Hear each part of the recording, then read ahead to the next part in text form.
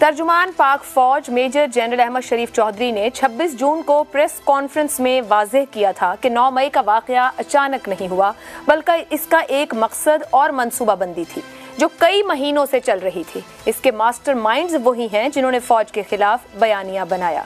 Military leadership और अफवाज पाकिस्तान 9 मई के जिम्मेदारों से मुकम्मल आगाह हैं। उन्होंने ये ऐलान भी किया कि सहूलतकारों को किसी भी सूरत माफ नहीं किया जाएगा। DGISPR का इशारा चेयरमैन PTI और उनके साथियों की तरफ ही था, जिसका इजहार खुद चेयरमैन PTI ने सोशल मीडिया पर खिताब में भी किया। ताहम अब तक की इत्तलात के मुताबिक चेयरमैन PTI के खिलाफ आर्मी एक्ट के तहत फौजी अदालत में मुकदमा चलाने या न चलाने के हवाले से ताहाल कोई फैसला नहीं हुआ। बाखबर जराये के मुताबिक अगरचे कुछ विफाकी वज़रा का मौक़िफ़ ये है कि 9 मई के हमलों के मुबैना मास्टरमाइंड होने के हवाले से चेयरमैन PTI मिलिट्री ट्रायल के लिए मौजू केस है, लेकिन इस सिलसिले में अब तक कोई फैसला नहीं किया गया। सिविल और मिलिट्री हुक्काम के दरमियान एक उमूमी इत्तफाक है कि चेयरमैन PTI ही 9 मई के हमलों के मुबैना मास्टरमाइंड थे। सिविलियन फ़रीक़ैन बशमूल वज़ीर आज़म शहबाज शरीफ और कुछ विफाकी वज़रा कई मरतबा कह चुके हैं कि चेयरमैन PTI 9 मई के वाक़यात के अहम मनसूबा साज थे। तहम मिलिट्री इस्टेब्लिशमेंट ने अब तक चेयरमैन PTI समेत किसी का नाम नहीं लिया, लेकिन उनकी तरफ से आने वाले बिलवास्ता इशारों से इस बात का इंदिया मिलता है जो सिविलियन हुक्काम खुलकर कहते रहे हैं। इस वाक़े में मुलव्विस गिरफ्तार शुदगान के बयानात की रोशनी में चेयरमैन PTI के खिलाफ 9 मई के हमलों के सिलसिले में पर्चे काटे जा रहे हैं। कम अज कम 6 FIRs में उनको नामजद किया गया है। उनका नाम मजीद FIRs में भी शामिल किया जा सकता है। विफाकी हुकूमत की जानिब से हाल ही में सुप्रीम कोर्ट को फराहम की गई मालूमात के मुताबिक 9 मई वाक़यात में मुलव्विस गिरफ्तार किए गए कुल 102 शहरी आर्मी एक्ट के तहत ट्रायल के लिए फौजी हुक्काम के पास हैं। आर्मी एक्ट के तहत इन तमाम लोगों को फौज के सुपुर्द किया गया है। अगर चेयरमैन PTI के खिलाफ आर्मी एक्ट के तहत मुकदमा चलाने का फैसला हुआ तो उन्हें भी फौज के हवाले किया जाएगा। चेयरमैन PTI खुद भी ये दावा कर रहे हैं कि उनके खिलाफ मिलिट्री कोर्ट में ट्रायल किया जाएगा। एक हालिया इंटरव्यू में चेयरमैन PTI ने यह दावा भी किया कि वो किसी वकील की मदद के बगैर भी फौजी ट्रायल का सामना करने को तैयार हैं। इन हालात में सबसे अहम सवाल ये पैदा होता है कि वो कौन से ऐसे अवामिल हैं जो चेयरमैन PTI के मिलिट्री कोर्ट ट्रायल की राह में हायल हैं। इसी पर गुफ्तगू करेंगे। पैनल में हमारे साथ हैं हसन निसार, अबसार आलम, शहजाद चौधरी और इसार राना। पैनल के लिए सवाल, चेयरमैन PTI 9 मई हमलों के मुबैना मास्टरमाइंड, विफाकी हुकूमत का वाज़ेह और फौज का बिलवास्ता इशारा, क्या सिविल हुकूमत किसी साबिक वज़ीर आज़म के मिलिट्री ट्रायल की नज़ीर बनने से खौफज़दा है?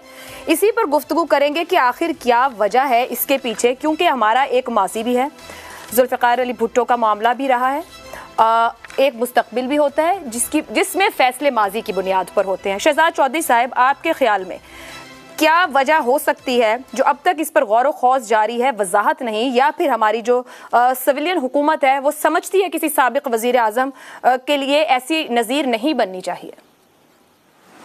कि एक तो जब आप तोशा खाना का जो केस है उसके ऊपर नैब ऑर्डिनेंस लेके आते हैं और तोशा खाना को नैब ऑर्डिनेंस के नीचे रेलिवेंट बना देते हैं और फिर एक सेशन कोर्ट उसको एडमिट भी कर लेता है तोशा खाना के केस को, जो अभी तक नहीं हुआ था, तो इसका मतलब है कि आपके हाथ में जो एविडेंस था 9 मई के हिसाब से वो या कमज़ोर था या वो इनएडमिसिबल था।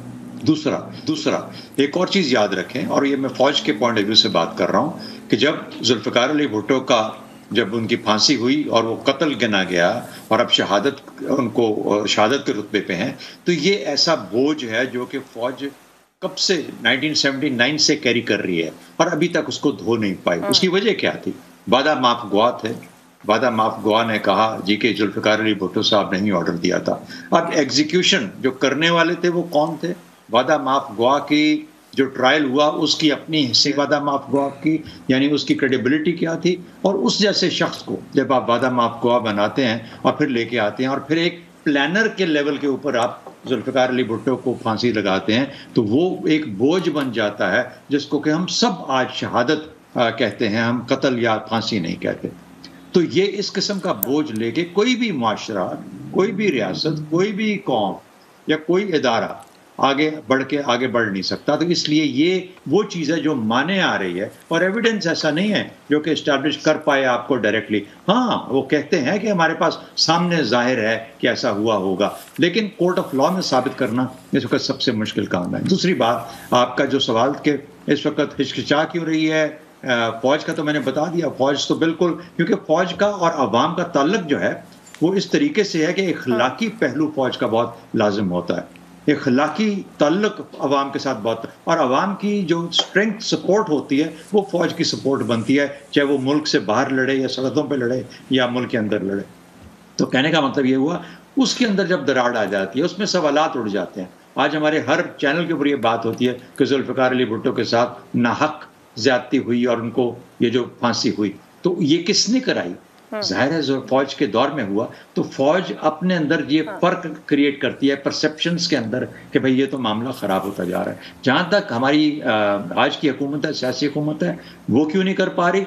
जाहिर है कि जिनसे करवाना चाह रहे हैं वो तैयार नहीं है। और दूसरा, ये अपने बुग़्ज़ में ये महसूस करना, एहसास नहीं कर रहे कि एक ऐसी नज़ीर कायम कर रहे हैं जिसमें कि कोई भी वज़ीर आज़म, पिछला हो, आज का हो, कल के आने वाले का हो, जिसको कि मिलिट्री कोर्ट्स में ट्राई किया जा सकता है। तो कुछ अपनी सियासी साख का भी ख्याल होना चाहिए।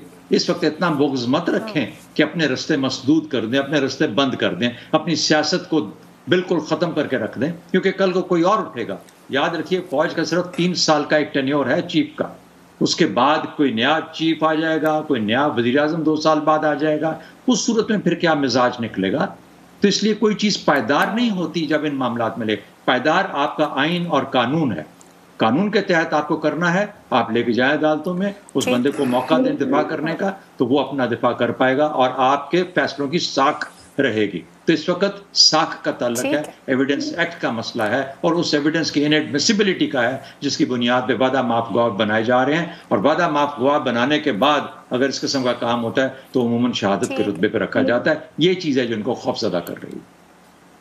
खौफजदा कई फैसलों की साख कह रहे हैं बहुत अहम है, और शहजाद साहब क्लियर कर रहे हैं कि फौजी एस्टैब्लिशमेंट जुल्फ़िकार अली भुट्टो के मामले को रखें तो बराह रास्त किसी सियासी रहनुमा के मिलिट्री ट्रायल से इज्तिनाब करेगी। हसन निसार साहब, सिविल हुकूमत खौफजदा तो है, सोच कर या फूंक कर इस मामले को, और खुद से भी कहते हैं कि हम तो अरेस्ट नहीं चाहते, लेकिन 9 मई एक ऐसा मामला है आपके ख्याल में मिलिट्री ट्रायल नहीं तो क्या चेयरमैन PTI का इंसदाद दहशतगर्दी की अदालत में फिर मुकदमा चलाने का ऑप्शन है जिस पर गौर हो रहा होगा, या फिर ये रास्ता नजर आएगा आगे बढ़ने के लिए?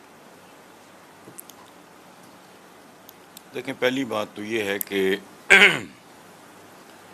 शहजाद साहब ने जो कहा उसमें ऐड करना मेरे बस में नहीं है, and I will be wasting everybody's time. आखिरी एक बात मैं उसमें ऐड करूंगा कि पॉलिटिशियन जो है हमारा वो बदनीयत है, बदजात है, लेकिन उसकी सर्वाइवल इंस्टिंक्ट बहुत ज़बरदस्त होती है। ये जानते हैं कि कल इनमें से भी किसी की बारी आ सकती है। तो एक बहुत खौफनाक किस्म का प्रेशर और खौफ इनके अंदर मौजूद है। बाकी जो शहजाद साहब ने कहा मैं नहीं उसमें ऐड कर सकता। ठीक है।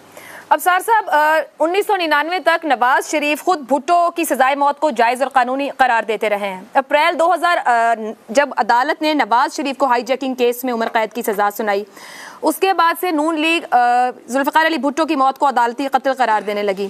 ऐसी नज़ीरों से बचने के लिए जो मौजूदा हुकूमत है, एक इत्तेहादी हुकूमत भी है, मिलकर बहुत से अहम फैसले ले रहे हैं।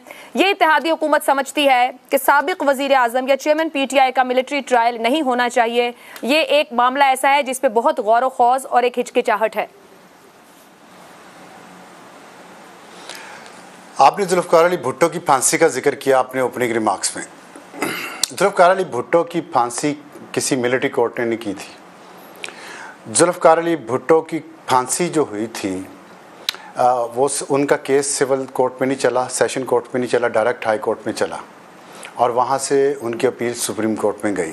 दोनों जगह से उनके ख़िलाफ़ फ़ैसला आया, और जितने नॉन पंजाबी जजेस थे उन्होंने उनके हक़ में फ़ैसला किया, और जो पंजाबी जजेस थे वो ज़ाहिर है उन्होंने उनके ख़िलाफ़ फ़ैसला किया।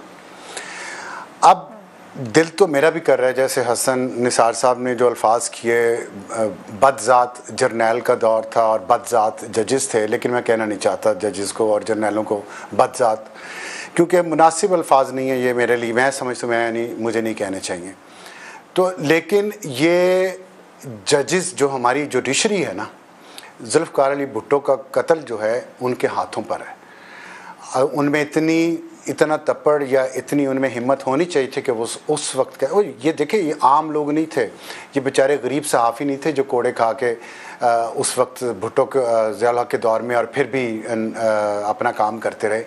ये सुप्रीम कोर्ट के जजेस थे। मैं बार बार ये बात कहता रहता हूँ कि सुप्रीम कोर्ट के जज के फ़ैसले के बाद सिर्फ पाकिस्तान में अल्लाह ताला फ़ैसला तब्दील कर सकता और कोई नहीं कर सकता।